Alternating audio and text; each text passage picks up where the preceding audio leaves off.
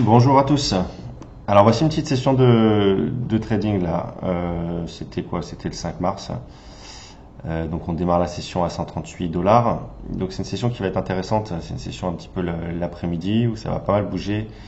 Donc j'ai déjà tradé un petit peu ce matin.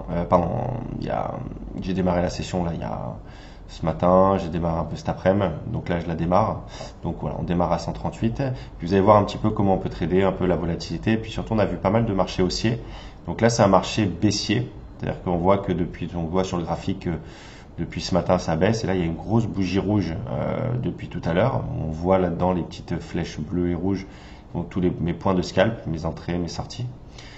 Donc maintenant, voilà, on démarre une deuxième session que je vais essayer de vous montrer un petit peu sur les comptes PA, tout ça. Vous voyez à droite, c'est les comptes chez Apex à 50 000 dollars. Tous ceux qui commencent par PA, c'est les comptes réels qu'on va essayer de passer à 52 600. Donc là, ce qui est important de voir, c'est la technicité un petit peu un petit peu ce que je peux faire sur les points acheteurs et les points vendeurs. Donc là, le marché il est en train de descendre, donc on va essayer de trouver des points de scalp tout simplement. Donc on voit que le plus bas que j'ai payé tout à l'heure, c'est aux alentours des 31. On va attendre que le marché se fasse un peu, essayer à notre œil, essayer de voir quand est-ce qu'il y a des vendeurs et des acheteurs pour essayer de scalper ces points de volatilité, je dirais.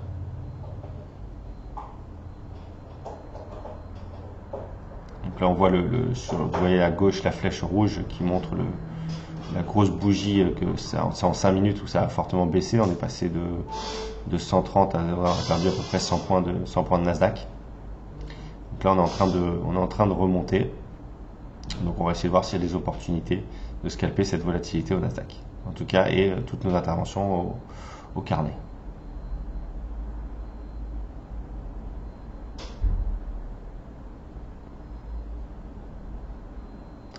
Ok, un point, ça a vendu à 46. Hein. Vous avez vu que ça a bien vendu à 46.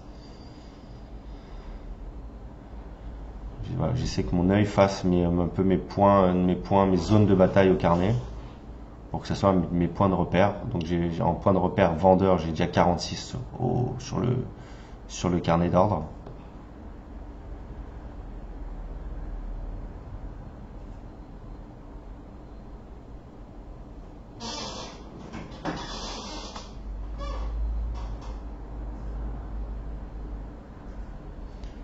Et je vais essayer de voir aussi à l'achat où est-ce qu'il va être disons ma première zone où je vais me sentir à l'aise. Donc là le marché est un petit peu en train de se faire. Il a fortement baissé depuis tout à l'heure. Donc je suis sécuritaire sur les ventes aussi parce que j'ai peur que ça short squeeze. Donc short squeezer, c'est après une forte baisse que ça remonte rapidement. On le voit souvent l'après-midi sur les coups de 16h ou 16h30.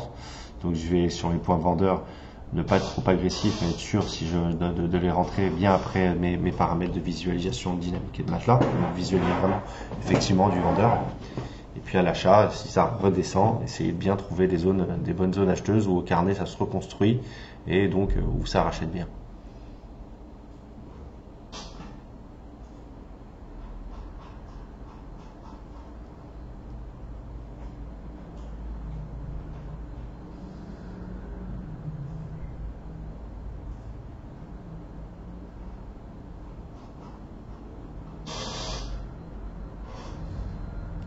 La surveille, je sais que regardez le graphique, le plus bas de la mèche c'est 18 023, donc on est bientôt.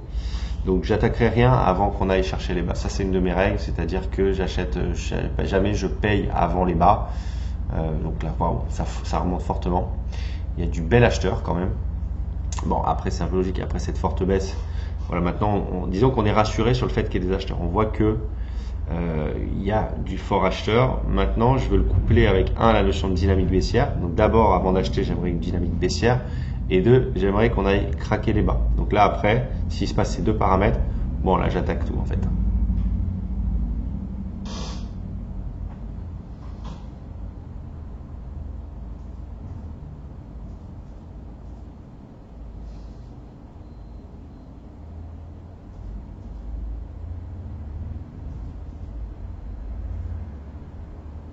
Voilà, quand on trade et qu'on scalpe un peu ce qu'on appelle la volatilité, on attend que la volatilité se fasse, on attend qu'il y ait de l'étirement. Et quand ça balaye là entre 40 et 30, malheureusement, il n'y a pas, même si ça bouge un petit peu à droite à gauche, nous on attend vraiment qu'il y ait une extension de la volatilité avant de l'arbitrer. Et donc on doit attendre que ça bouge dans un sens ou dans un autre. Et quand c'est des mouvements un petit peu comme cela, bah, ça bouge, même si ça bouge, ça monte, ça descend. On doit vraiment attendre qu'il y ait de la vol qui s'installe et de l'amplitude de mouvement. C'est pour ça que là, vous voyez que je surveille, j'attends, mais voilà, je suis assez attentiste, hein, parce que là, je dois attendre que, bah, comme aux échecs, j'attends que les blancs jouent avant de moi, de mon côté, de jouer les noirs.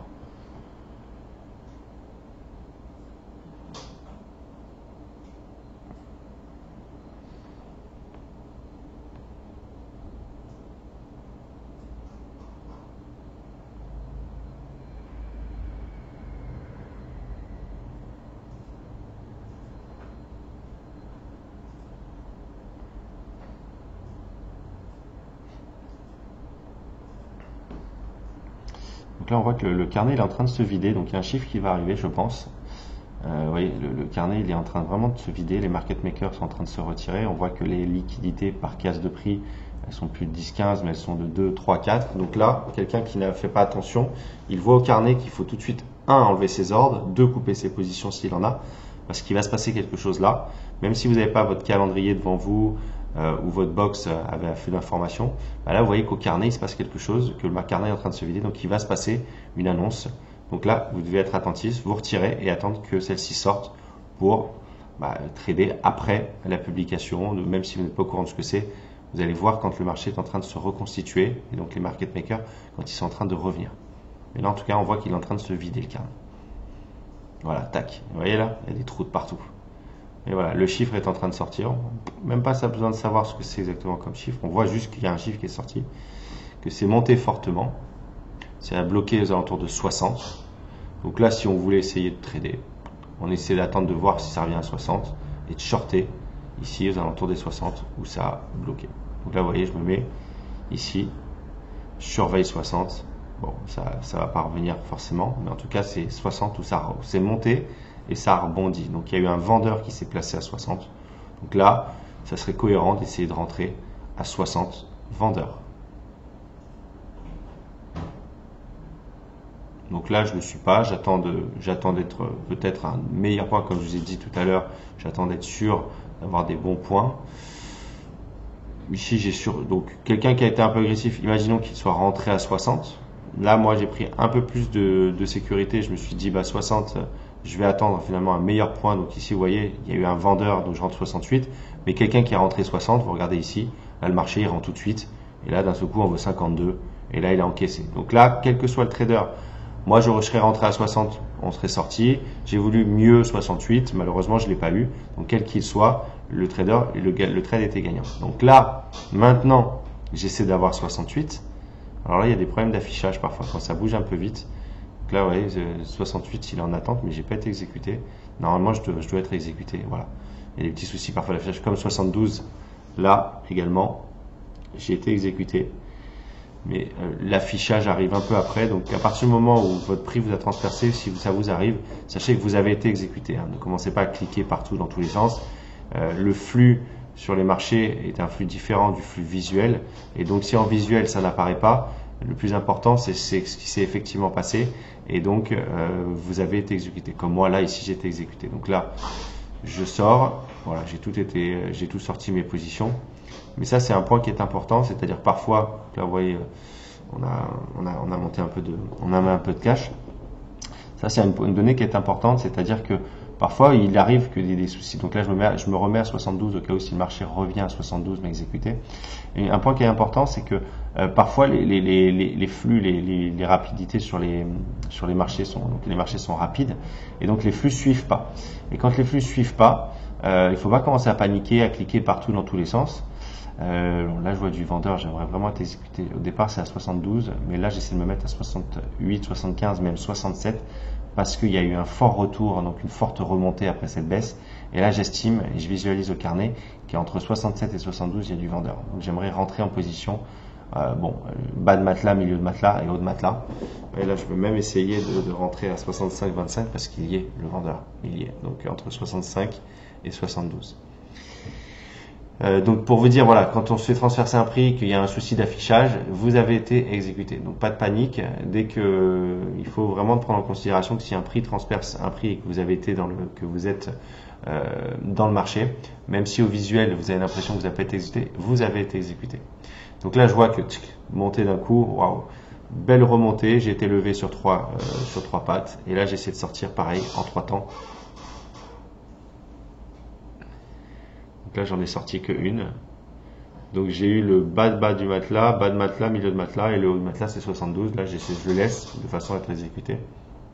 Donc là, j'y crois assez short. Et surtout que ça balaye. Donc là, j'ai 4 pattes, non, 3. J'en ai 3 parce que j'en ai sorti une. Et on voit mon PNL à droite. Donc là, je me suis fait lever. Tant pis, pas de panique. Donc là, il faut attendre de visualiser une bonne nouvelle entrée potentielle où il y a du vendeur pour rentrer en position et pondérer la pause. Là, vous voyez, j'ai été un peu agressif sur mes premières entrées, donc là, je vais faire attention.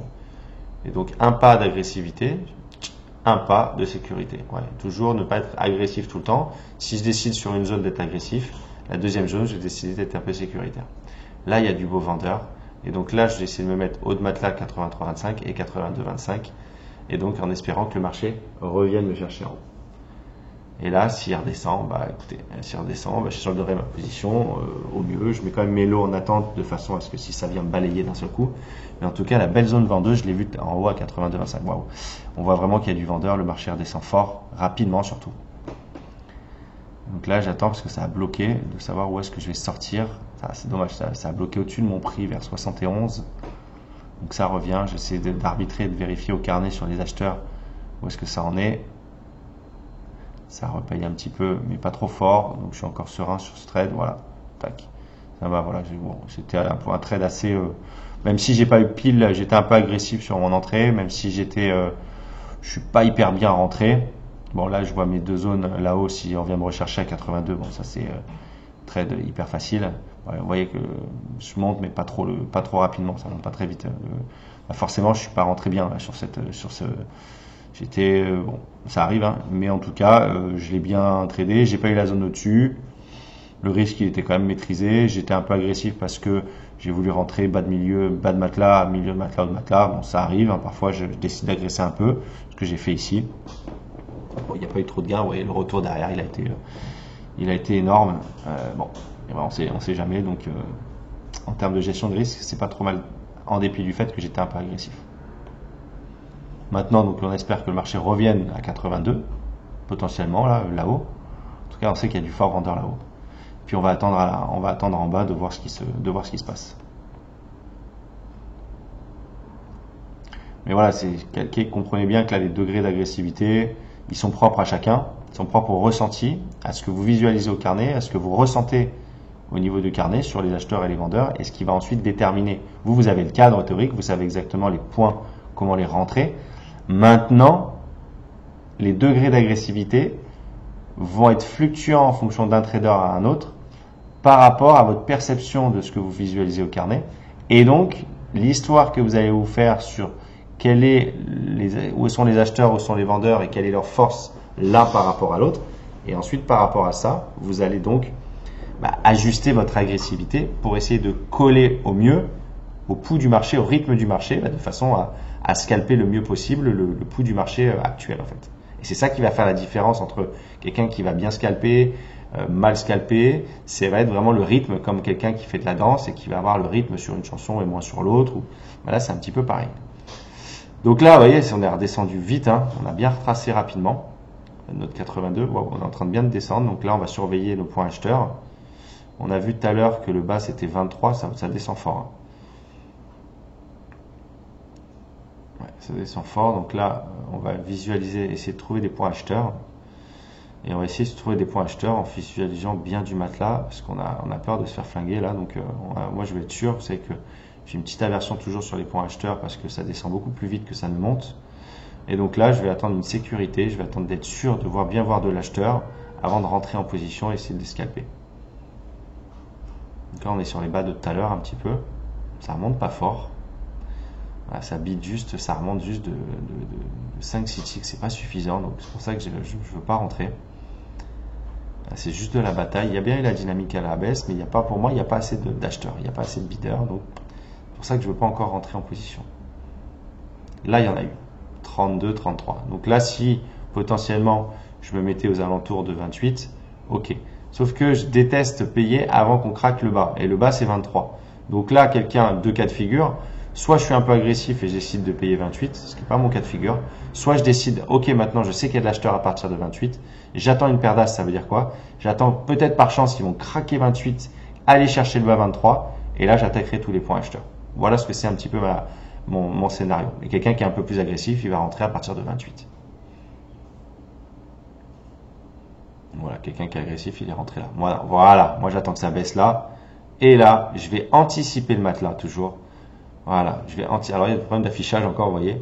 Donc là, j'ai été exécuté à 17. Mais là, vous voyez, j'ai anticipé le matelas parce que mon histoire, c'était, si ça craque, dès que ça est dynamique, je rentre en position. Donc là, j'ai deux pattes. Et on voit mon prix moyen à 14. J'en ai rentré une à 10 et une à 17. Mon scénario, c'était ça. J'attends que ça craque 23. S'il y a dynamique, je paye. Donc là, je mets mes ordres de sortie. Et voilà, on est parti dans le train baissier. Et maintenant, en tout cas, nos entrées sont bonnes. Même si là, on est en train de se faire attraper, tout ça, c'est pas grave. Nos entrées, en tout cas, on sait que c'est bon. On sait qu'il y a des acheteurs. Et on sait qu'à un moment donné, quand le marché va un petit peu respirer, ça va remonter. Donc maintenant, je vais bien attaquer mes nouveaux points. Ça continue de baisser. Mais en tout cas, je suis content sur mes points d'entrée. Et que les gens qui connaissent, j'ai pas attendu la visibilité du matelas. J'ai anticipé le matelas parce que quand ça craque les bas, j'aime bien que ça craque une fois, deux fois. Dès que ça bloque la dynamique, de rentrer ce qu'on appelle à la volée. Donc maintenant là, vu que j'étais agressif sur mes premières, là maintenant je suis moins agressif et j'attends de le visualiser le matelas. C'est pour ça que vous voyez que je me place à 98,50 et 99,50. C'est que ici maintenant le pas de 2, j'ai attendu de le visualiser. On se reprend une nouvelle dynamique, une autre encore dynamique. On voit que ça bloque à 92, c'est remonté fort. Et j'essaie de me mettre de nouveau ici en bas du matelas. Tout de suite, vous voyez que le PNL il devient dans le vert. Donc en fait, bam, tout de suite. Alors je le vois pas. Il faut vite que je recentre. Ah, j'ai loupé ma porte de sortie. Dommage. Je regardais autre chose. Voilà, j'en ai sorti un. J'essaie d'en sortir les autres. Mais vous voyez, ce qui est bien, c'est quand on rentre bien. Bon, il peut y avoir 4, 5, 6, 7 baisses. C'est pas grave. On sait qu'à un moment donné, dès que ça va souffler, qu'on est sur un point où, comme on est bien rentré, qu'on a bien visualisé du matelas ou anticipé parce qu'avant, on avait vu qu'il y avait du matelas. Là, on a tout de suite sorti. Voilà, une petite erreur de manip. J'avais des lots en attente. Je solde tout de suite. Je sais pas de trader une erreur de manip. Donc voilà, ça monte un peu. Là, on a dû prendre 30, 40, 50 dollars sur la pause. Ça, c'était un bon trade sur les points acheteurs. Je vous ai bien expliqué pourquoi, à un moment donné, en fait, je les attaque différemment sur les marchés haussiers. Quand je vais mettre des shorts, je vais visualiser le matelas, mettre en haut du matelas quand il va revenir. Là, je vous ai dit que si on craque les bas, je vais attendre, même si j'ai vu de l'acheteur avant le bas, je me dis j'espère qu'on craque. Et là, je vais attaquer les premiers points en anticipant le matelas. Et après, les suivants, si je me fais attraper, là, je vais attendre de les visualiser avant de rentrer en position. C'est ça que j'ai fait ici.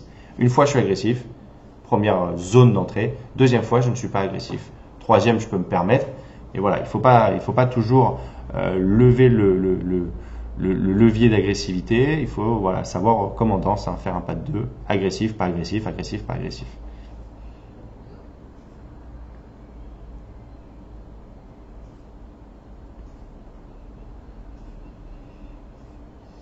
Donc là, le bas, c'est 91,25. Je vais attendre qu'on revienne vers ce point-là, si ça revient, en espérant. Sur les shorts, je vais faire gaffe parce que je me souviens que tout à l'heure, je voulais shorter, c'était 18 000, je crois, 90 ou 70. Là, on a déballé 70 points là, en l'espace de 10 minutes. Donc, sur les shorts, je bouge pas d'une oreille. Et donc maintenant, si je bouge, je pense que ça sera sur les longs. Si on va encore chercher les bas. Entre-temps, je ne paierai jamais avant qu'on aille chercher les bas, comme vous l'avez compris. Sur les bas, ça va toujours beaucoup, ça va très vite, les trous. Je préfère vraiment, même si je vois de l'acheteur, alors moins qu'il soit monstrueux, si je vois de l'acheteur avant le bas, le craquage du bas, je préfère attendre de voir ce qui se passe. Quitte à être patient, quitte à louper des trades. En tout cas, je suis comme ça, je suis moins agressif sur les points acheteurs que sur les points vendeurs. Surtout aujourd'hui, dans les contextes actuels, on est sur des équilibres hauts.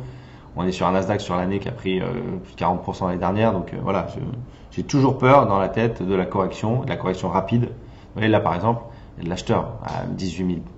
Limite ça descend, vous voyez que ça remonte fort. Là quelqu'un il peut dire bah tiens je vois du matelas, j'achète, je paye l'acheteur. Bah, moi là donc c'est pas mal joué parce que en effet il y a de l'acheteur au carnet. Sauf que moi et celui qui est rentré 1 il sort 7 et puis il le fait plein de fois. Sauf que moi voilà je vais attendre vraiment les mains hyper sécuritaires, les paires d'as là-dessus, et je vais pas prendre toutes celles-ci où j'ai toujours peur après de me prendre un gros trou. Mais donc là, c'est vraiment en fonction du scalper, il y a différentes agressivités, et là il n'y a pas une mauvaise décision par rapport à un autre, c'est quel est votre profil, et c'est quel cas vous sentez le mieux. Toujours se dire aussi, si ça se passe mal, qu'est-ce que je fais? Toujours à anticiper le fait que si mon point il se fait accrocher, bah voilà, j'étais un peu agressif ici par exemple, donc sur le deuxième, je vais être moins agressif de façon à juguler mon risque.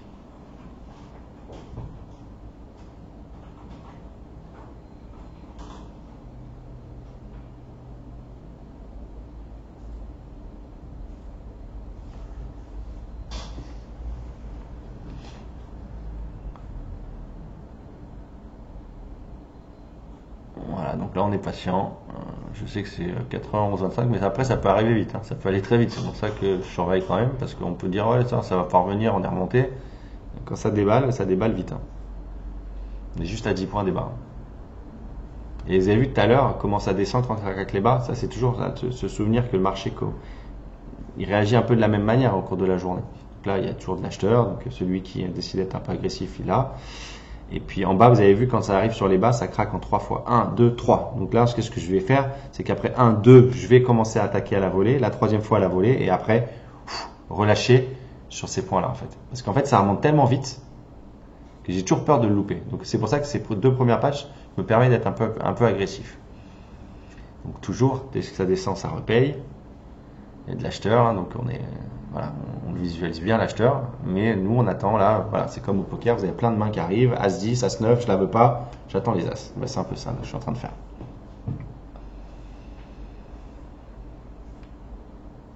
Et tous ceux qui jouent les petites mains, les As 9, là, ça rentre depuis tout à l'heure. Ça descend de 4, ça remonte de 4, tout ça. Donc en fait, là, ça dépend de dans quoi vous vous sentez à l'aise. La seule chose qu'il faut que vous disiez, c'est quand vous faites ça, qu'est-ce qui se passe si vous faites coller? Et si vous faites coller, il faut défendre votre point. Mais ensuite, votre deuxième entrée, il faut qu'elle soit vraiment sécuritaire. Et bien visualiser toutes les zones, bien visualiser l'ensemble des paramètres avant de rentrer en position.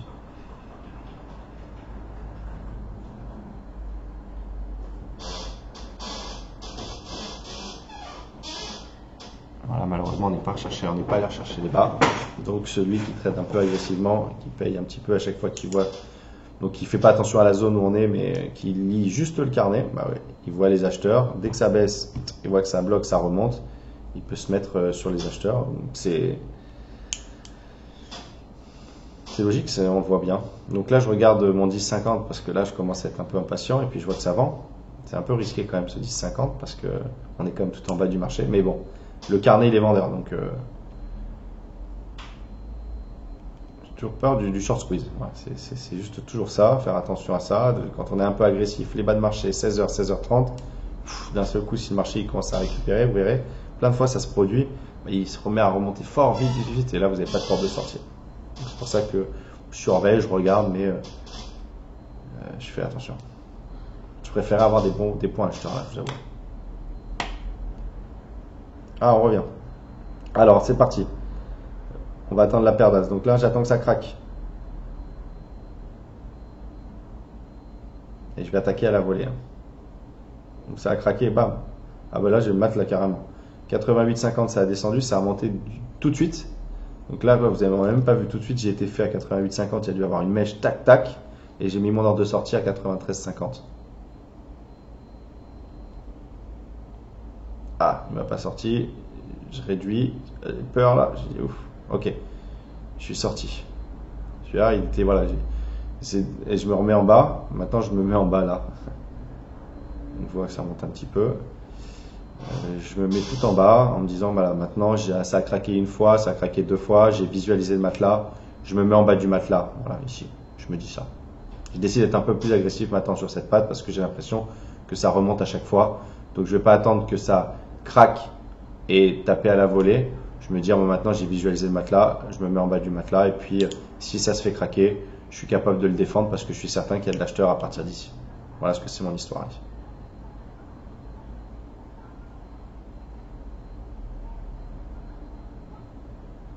Hop, et je suis levé. Bon, forcément, ça craque. Mais voilà, je suis relax sur celui-là. Je mets tout de suite mon ordre de sortie, sachez ça. Pourquoi? Ça évite. Si un jour il y a un problème de plateforme, l'internet qui coupe la plateforme, au moins votre ordre de sortie il est déjà là. Et donc, voilà, il est sur le marché. Donc là, ça continue de baisser. Je vais attendre de visualiser une dynamique, deux dynamiques. Je vais attendre de voir un matelas. 74, 75. Alors, il est un peu faiblard. Il est un peu faiblard. Ouais, il est un petit peu faiblard. Il n'est pas terrible celui-là. Maintenant, il est bon. Je serai rentré maintenant. Voilà, donc ça, c'est ma deuxième patte. J'espère me faire exécuter. Donc, je suis rentré premier à 88, deuxième à 74. Ok, je suis fait sur.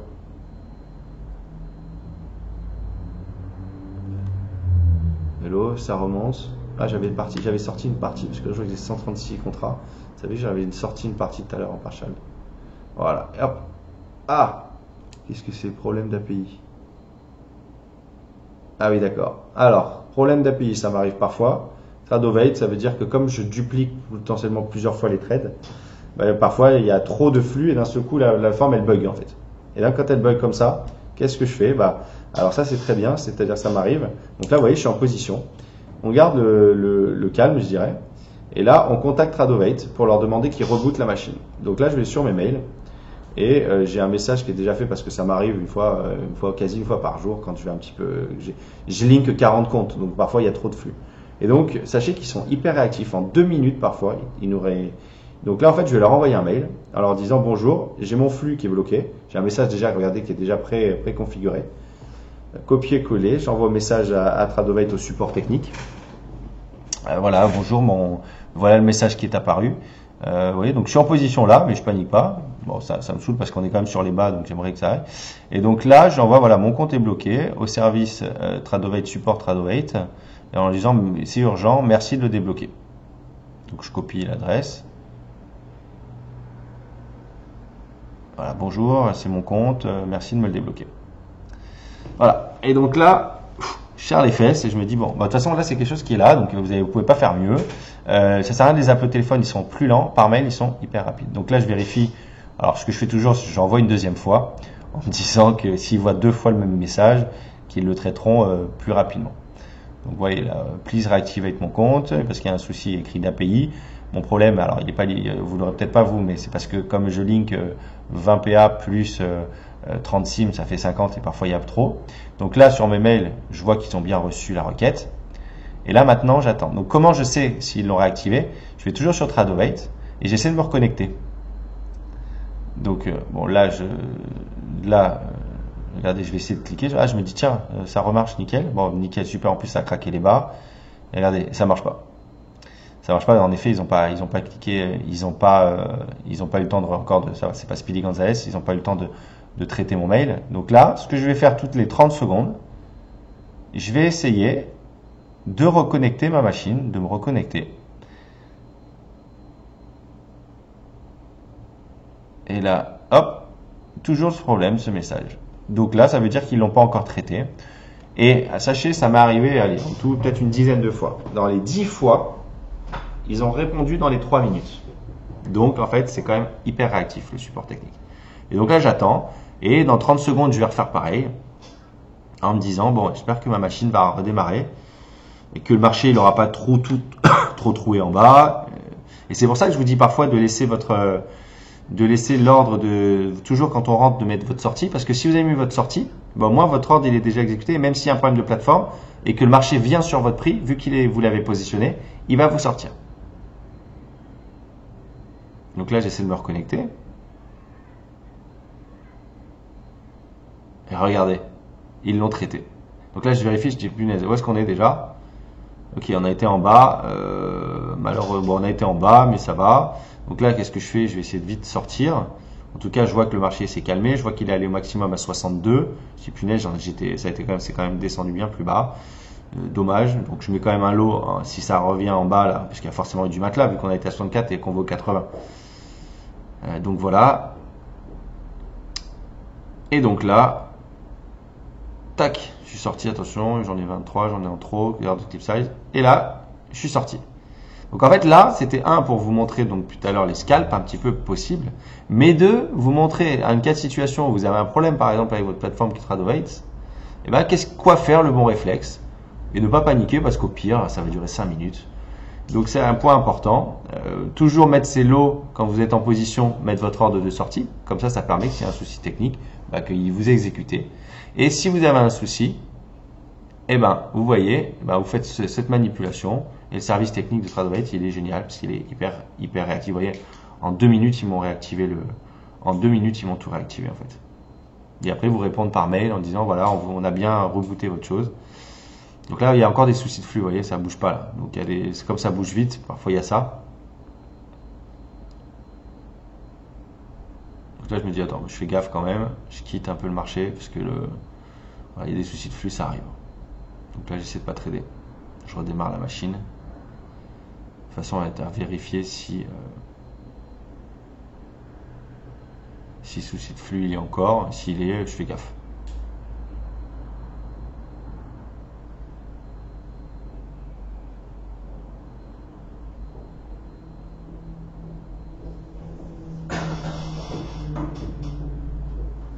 Oh, on est sur les bas de tout à l'heure, 64. Il faut le prendre, c'était celui-là que je voulais tout à l'heure.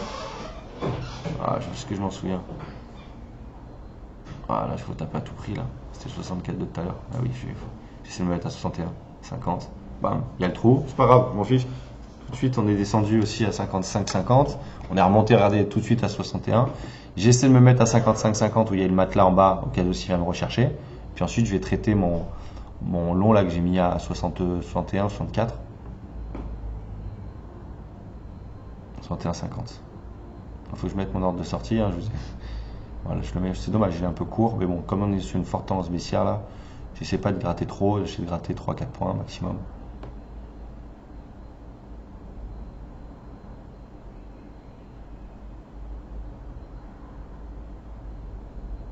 J'attends. Ah, s'il vient me chercher à 55, ça serait bien. Ouais, il m'a fait. Ouais, il est parfait celui-là. Donc là, j'ai deux pattes. Ah, celui-là, il est droit comme un 55. Donc là, je vais le sortir en deux temps aussi. Voilà, il m'a sorti celui-là, le 50, celui que j'ai mis tout en bas, il me l'a sorti. Et puis, je vais essayer de sortir ma deuxième patte, là où j'ai mon ordre en attente.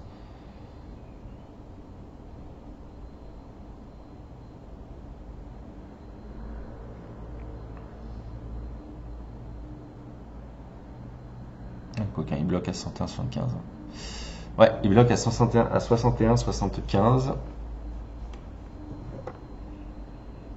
Mais en même temps, il bloque aussi à l'achat à 55. Donc, à un moment donné, il va bien casser dans un autre sens. S'il casse à la baisse, je vais rattaquer. Et à la hausse, je vais avoir mon point de sortie. Là, je suis pas gourmand. J'essaie de l'avoir même un peu moins, 60, 75. Dans l'idée que je décharge et si ça redescend, moi j'ai plus rien, j'ai plus de l'eau, j'ai plus rien. Bon, ça m'a sorti. Je l'aurais eu même 61, 75. Bon voilà, vous voyez un peu, c'est quand même maîtrisé, on se rend quand même depuis tout à l'heure des belles descentes, on s'est pris un souci technique, vous voyez un peu comment on gère, alors que je suis en position, tout ça, sur des comptes PA, et puis tout est linké, donc faut garder la tête froide. Quelle que soit la situation, même s'il y a des soucis, un de marché, deux techniques, gardez la tête froide à chaque moment. Et regardez, et là quand on va dans le mail, merci, on a bien restauré votre chose, et regardez, ça a duré, voilà ici ça a duré 6 minutes pour qu'ils me répondent au mail, et donc 3, on a vu en 2 minutes c'était réactivé. Alors forcément je leur réponds, merci beaucoup pour votre réactivité, continuez d'être comme ça, parce que c'est rare qu'il y ait un service de support aussi rapide.